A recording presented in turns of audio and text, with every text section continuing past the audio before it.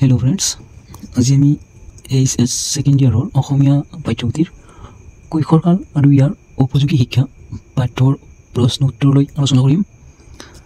आमार फार्स्ट क नम्बरत आछे अति चमु प्रश्न। इयात आमार লগত থাকিব এটা प्रश्नत 1 मार्क থাকিব। फार्स्ट क्वेश्चन तो হৈছে কৈশোৰকালৰ এটি বৈশিষ্ট্য উল্লেখ কৰা। एन्सारत আমি লিখিব পাৰো যে বিপৰীত লিঙ্গকামিতা কৈশোৰকালৰ प्रधान বৈশিষ্ট্য।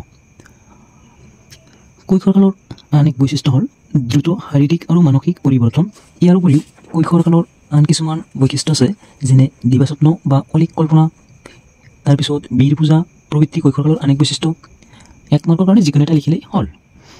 2 নম্বৰত আছে কোনছোৱা সময়ক কৈশোৰকাল বুলি জনা যায়। কৈশোৰকাল বুলি 10-11 বছৰ বয়সৰ পৰা 18-19 বছৰৰ বয়সৰ সময়ছোৱাক কৈশোৰকাল বুলি জনা যায়। মানে 10-11 বছৰৰ পৰা আৰম্ভ কৰি 18-19 বছৰলৈকে এই মাজৰ সময়খিনি কোৱা হয় কৈশোৰকাল। 3 নম্বৰত আছে মানৱ জীৱনৰ কোনছোৱা কালক ৰূপান্তৰকাল বুলি অভিহিত কৰিব পাৰি। এনসাৰটো তোমালোকে এনেকৈ লিখিব পাৰা মানৱ জীৱনৰ কৈশোৰ কালছোৱাক এক ৰূপান্তৰ কাল বুলি অভিহিত কৰিব পাৰি। 4 নম্বৰত নৈতিকতাৰ বিকাশে কিশোৰ কিশোৰীৰ মনত কেনে ভাৱৰ উন্মেষ হোৱাত সহায় কৰে। উত্তৰটো তোমালোকে লিখিব পাৰা নৈতিকতাৰ বিকাশে কিশোৰ কিশোৰীৰ মনত সামাজিক দায়বদ্ধতা, দেশপ্ৰেম বা বিশ্বপ্ৰেম আদি ভাৱৰ উন্মেষ হোৱাত সহায় কৰে। 5 নম্বৰত আছে কৈশোৰকালৰ বাবে প্ৰচলিত শিক্ষাক কি শিক্ষা বুলি কোৱা হয়। উত্তৰটো হ'ল কৈশোৰকালৰ বাবে প্ৰচলিত শিক্ষাক মাধ্যমিক শিক্ষা বুলি কোৱা হয়।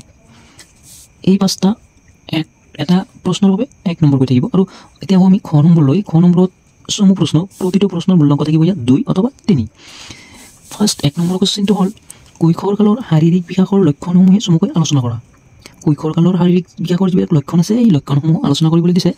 2 বা 3 মাৰ্কৰ যিহেতু আমি সেই হিচাপতে লিখিব লাগিব। এনসাৰটো হ'ল কৈশোৰকাল হৈছে বয়সন্ধিকাল।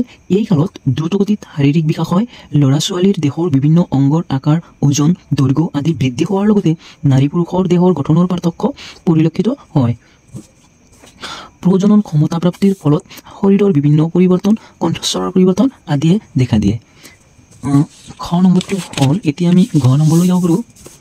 ঘ নম্বৰত আছে কৈশোৰকালত কিশোৰ কিশোৰীৰ মাজত পৰিলক্ষিত হোৱা নৈতিক পৰিৱৰ্তনসমূহ পঢ়িয়াই লিখা। যিহেতু থাকিব 2 মাৰ্ক বা 3 মাৰ্ক, গতিকে আমি সেই হিচাপত লিখিম। এনসাৰটো হ'ল কৈশোৰ কালছোৱাত মানুহৰ নিজস্ব মতাদৰ্শ গঢ়ি উঠে আৰু নৈতিক ক্ষেত্ৰত কিছু পৰিমাণে তাৰ প্ৰভাৱ পৰে। ধৰ্মৰ প্ৰতি, দৰ্শনৰ প্ৰতি বা জীৱনৰ লক্ষ্য উদ্দেশ্যৰ প্ৰতি উৎকণ্ঠা জাগি উঠে আৰু তাৰ ফলস্বৰূপে মানসিক দ্বন্দ্বৰ সৃষ্টি হ'ব পাৰে। নিজৰ যুক্তি বিবেচনাৰ দ্বাৰা নতুন নৈতিকতা সমৃদ্ধ সমাজ সৃষ্টি কৰিবলৈ বিচাৰে। যৌৱনৰ অফুৰন্ত শক্তিৰ জোৱাৰে তেওঁলোকৰ মনত সৃষ্টি কৰে এক সাৰ্বজনীন বিশ্ব ভাতৃত্বৰ মনোভাৱ।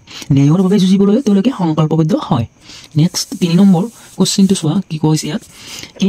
কৈশোৰ কালছোৱাত মানসিক শক্তিৰ বিকাশ কেনেদৰে হয়। এইটো আচলতে তোমালোকে মেইন বুক যিটো আছে তাৰ পৰাই লিখিব পাৰিবা ধুনীয়াকৈ, তথাপিও লিখা হৈছে, মই লিখি দিছোঁ চাব পাৰা। এইখিনি কি কৈছে কৈশোৰ কালছোৱাত মানসিক শক্তিৰ মাজে মাজে মানে হেচিকাতটো দিয়া নাই ক'ৰবাত, এইটো চাই লিখিবা তোমালোকে।